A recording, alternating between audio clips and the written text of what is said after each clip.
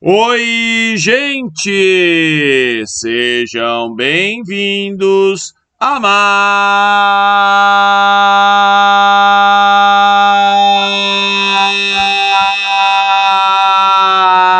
uma aula de geografia. E hoje a gente vai falar um pouquinho sobre utopia e distopia. Como eu falei, né, na aula anterior, isso faz parte, né, de um curso que eu estou ministrando, do itinerário formativo dentro do novo ensino médio, né, chamado Mundo Contemporâneo Digital. Né? Mas a gente tem que também, né, discutir alguns conceitos que vão passar por esse mundo contemporâneo digital. E um deles, né, é a ideia de utopia e distopia, né?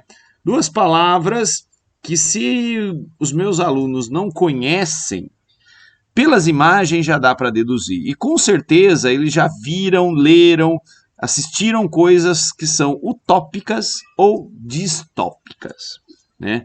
Aqui pela imagem, né, dá para ver que utopia é uma coisa boa ou normal, né? E distopia é algo ruim, anormal, né?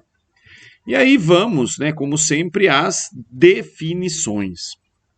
A palavra utopia, né, ela foi utilizada pela primeira vez nesse livro aí do Thomas More, né?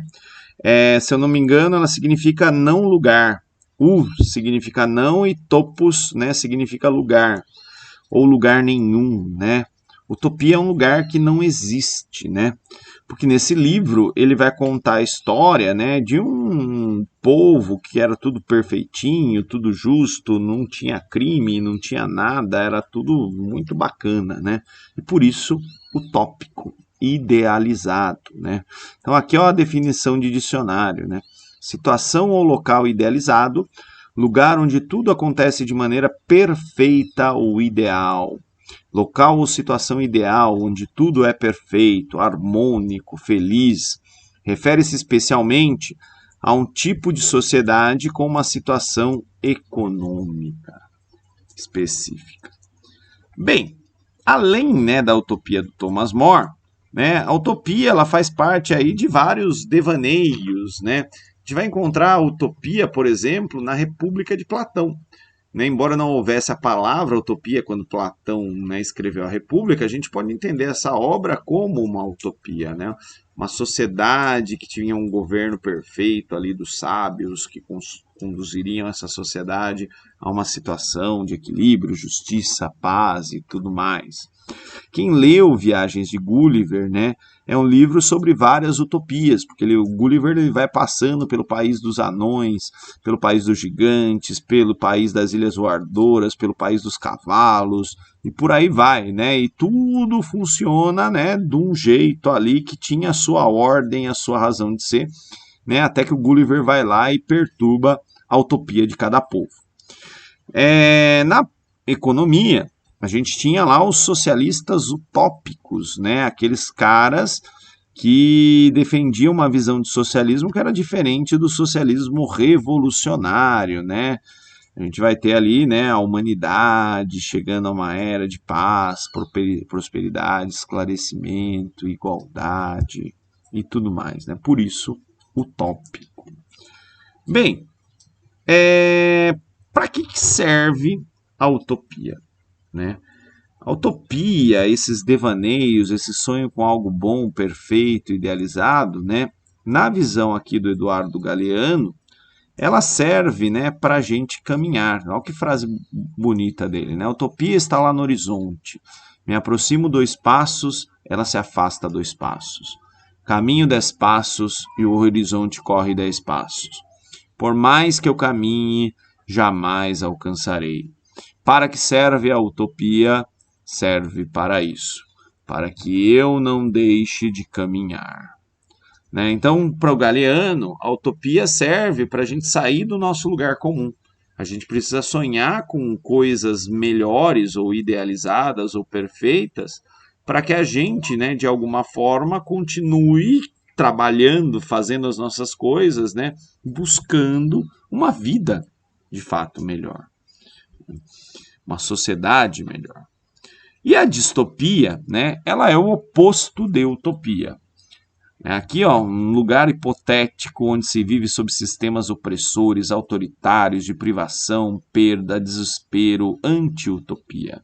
Demonstração hipotética de uma sociedade futura, definida por circunstâncias de vida intoleráveis, que busca analisar de maneira crítica. Na verdade, gente, assim, não precisa ser futura, pode ser passada também, né? Pode ser uma sociedade que não existe, né? Posso imaginar, o Walking Dead, né? É uma distopia, né? E aí a gente tem alguns livros clássicos, né, de distopias. Eu pus aqui a Revolução dos Bichos. Geralmente quando falo de distopia do George Orwell, eu falo do 1984, mas eu acho a Revolução dos Bichos um livro genial. Eu gosto mais do que do 1984, né? E é uma crítica ao socialismo, mas, né, é um mundo ali onde os bichos, né, fazem uma revolução contra o fazendeiro, achando que sua vida ia ser melhor. E daí tudo piora, né? Porque os porcos vão dominar tudo. Enfim, uma outra coisa interessante das distopias é que às vezes elas começam com uma utopia, né? A utopia vai melhorar aqui e depois descamba tudo e nada é como parece, né? Aliás, isso me ocorreu agora, eu não falei isso em aula para os meus alunos, mas é perfeito, né? A utopia é como o desejo da lâmpada mágica, né? Geralmente as histórias que envolvem gênio e desejo da lâmpada, a pessoa pede, né, ou uma coisa que ela quer muito, o gênio dá e daí o resultado nunca é aquele esperado, né? Talvez a utopia ela seja um pouquinho disso, ela vai gerar, vai produzir as distopias. Aqui o livro do Huxley, né, que é Admirável Mundo Novo, que é uma sociedade onde as pessoas são controladas ali, elas têm papéis definidos, né, são controladas até para sua reprodução e para que todo mundo continue fazendo a sua parte, trabalhando, produzindo, né, todo mundo fica drogadão lá com uma droga chamada soma, né, e as coisas continuam assim. O Senhor das Moscas é um livro lá sobre adolescentes que vão parar numa ilha, né, depois acho que de um naufrágio, faz tempo que eu li, e depois começa a brigar tudo, né, no começo era só festa e depois virou só treta. Para o George Orwell, né, quem controla o passado controla o futuro, quem controla o presente controla o passado, né? Muitas vezes essas narrativas, né, utópicas, elas vão envolver alguém que quer ter controle ali sobre uma determinada sociedade, né? Controlando o presente, reescrevendo a história e determinando ali como o futuro será, né? As utopias, ou melhor, as distopias, geralmente são narrativas assim, algum governo opressor, alguma situação que quer controlar a vida das pessoas. O melhor exemplo disso é um filme, né, chamado V de Vingança, né? E os caras vivem lá numa sociedade muito legal, né? Que tem lá um ditador que controla todo mundo e aí tem o V, né, que quer mudar isso. Mad Max, um filme clássico aí também dos anos 80, né? Várias distopias ali no mundo sem energia. Blade Runner, o caçador de androides, também é uma distopia. Aliás, né, se a gente procurar, eu acredito que a gente acha hoje em dia mais distopias do que utopias, pelo menos no cinema, né? A gente é mais atraído por elas. Há quem diga que isso é um sinal do pessimismo da humanidade, né? Mas eu acho que a gente também gosta um pouquinho de desgraça, né, para de alguma forma encontrar valor na vida que a gente leva ou sentido nas coisas que a gente faz também, né? E chegando no mundo digital, né, as tecnologias em diferentes épocas, em diferentes momentos, né, elas prometeram para a gente utopias. E algumas delas trouxeram distopias, né? Por exemplo, a Revolução Industrial trouxeram as máquinas, e no começo havia quem falasse, a máquina vai eliminar o trabalho. O homem vai ter mais tempo para o ócio, para o conhecimento e para a família. Na verdade, a máquina reduziu custos de produção para quem é dono da máquina, né? O trabalhador ali, ele teve que se virar, né, para trabalhar mais no começo, né? Os diferentes países foram adotando legislações trabalhistas para as pessoas trabalharem menos, né, para poder ter emprego para todo mundo. né? Então, na verdade, assim, não é que a gente ficou sem trabalhar a partir do momento que inventou as máquinas, né? Outra coisa, ó, com a revolução da internet haverá mais igualdade, né? Na verdade, para você ter acesso, por exemplo, a essa aula, você tem que ter uma conexão de internet bom, um equipamento aí, um celular que funcione, um smartphone, um computador, alguma coisa, né, que lhe permita conectar-se a esse mundo, né? E, obviamente, você vai ter melhores recursos para usá-la, se você tiver dinheiro. A internet vai promover a revolução do conhecimento. Pois bem, a gente tem acesso a um monte de coisa. Vocês têm acesso a essa minha aula, por exemplo. Mas tem gente que usa a internet para ser contra a vacina, para defender nazismo, para falar que a Terra é plana, né? Então é complicado também, né? E enfim, né? Então tem coisas que a tecnologia promete, né, mas que não saem exatamente ali como planejado, tá? Não estou falando que é tudo ruim, máquinas foram boas, tem coisas boas, né? Massificou a produção de coisas, a gente teve acesso a mais coisas, a internet realmente permite que a gente se comunique com uma certa facilidade, troque ideia, tenha acesso a um monte de coisa, né? Mas, né, nem tudo são flores, é isso que eu estou querendo dizer.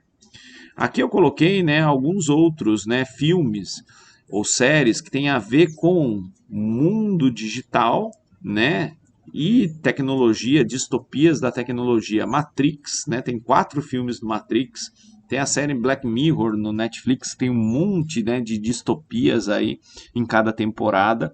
E tem esse filme aqui, Jogador Número 1, que foi um aluno que me indicou, também é uma distopia aí envolvendo games. E existe, né, um outro termo, um termo relativamente novo, né, aí usado pelo Bauman, né, para escrever um livro chamado Retrotopia, né? Retrotopia é a utopia com relação ao passado, né? Aquele povo que fala: "Nossa, no tempo da ditadura era bom", né? "Ah, se eu vivesse na Idade Média, eu ia ser cavaleiro". Ah, lá na Babilônia, puxa, né, podia, ou em Jerusalém, podia viver na época de Jesus e encontrar ele na esquina e não sei o quê. Então são as pessoas que idealizam um determinado passado. Seja um passado que elas não viveram e conhecem de livro, de literatura, de alguma coisa, ou um passado que elas viveram, mas lembrando que elas viveram, né, às vezes, por idealizar esse passado, uma fração dele, né? Por exemplo, você pode idealizar o século XIX se você for homem. Se você for mulher, talvez não é um ambiente muito legal se você for mulher. Vou encontrar um cara que fale: nossa, na época do Hitler era bom, né? Era bom se você fosse alemão e chegado dele, né? Porque se você fosse judeu, por exemplo, ou se você tentasse ter uma opinião contrária, se você fosse homossexual, cigano, tivesse um defeito, qualquer coisa, né? Aquela política não era boa para você, né? Ou se você fosse qualquer povo que eles consideravam raça inferior. Então é uma idealização, né, de algo que as pessoas ou não conheceram, né, ou conheceram somente uma parte, um lado disso, né? Não viveram a realidade como um todo, né? Geralmente é de fato que as pessoas meio que falam: meu, foi ruim, cara. E aí tem sempre um que fala: não, era bom, né? Então isso é a retrotopia, né? O Bauman escreveu um livro bem legal aí sobre isso. Inclusive do Bauman, né, tem uma frase que é muito legal também, né? Loucos são apenas os significados não compartilhados. A loucura não é loucura quando compartilhada, né? Então, né, às vezes tem gente que pensa bosta aí e de alguma forma, né, encontra outros loucos, né, para dividirem isso. Por isso, inclusive, que algumas ideias não podem ser defendidas, como o nazismo, por exemplo. Por fim, né, para os meus alunos, eu dei essa tarefa. Para quem está assistindo esse vídeo, vocês também podem fazer essa tarefa, né? Leiam livro, assistam filmes, né, sobre alguma utopia ou distopia. E eu deixei aqui também, né, a minha utopia preferida, né, já que é para vocês pensarem, né, se quiser comentar aí no canal, eu respondo todo mundo. Mas a minha utopia preferida, né, é Jornada nas Estrelas. Sempre que eu tenho um tempo livre, eu assisto Jornada nas Estrelas. Posso assistir filme, posso assistir temporada velha, temporada nova. Eu sou viciado, né, em Jornada nas Estrelas, que é uma utopia, né? Um mundo lá no século 24, os homens já exploram o espaço, conhecem outras raças, e aí eles vão viajando na navezinha lá e vão passando, né, por diferentes planetas.